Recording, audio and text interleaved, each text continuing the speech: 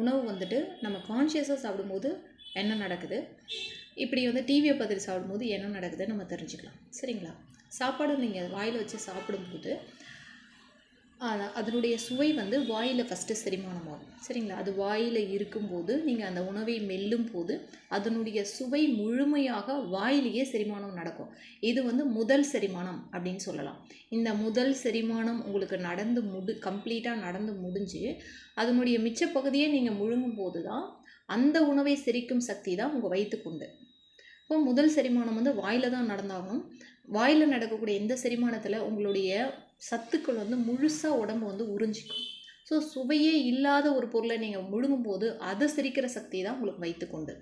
இப்போது இந்த ப்ராசஸ் வந்து உடம்பு வந்து நேச்சுரலாக நல்லாவே செய்யும். இதில் நம்ம செய்ய வேண்டியதுக்கு ஒன்றுமே கிடையாது. நீங்கள் எடுத்து வாயில் வச்சுட்டு அழகாக மென்று ருசித்து சாப்பிட்றதுன்னு சொல்லுவாங்கள்ல, அந்த சுவையை அறிந்து ஆஹா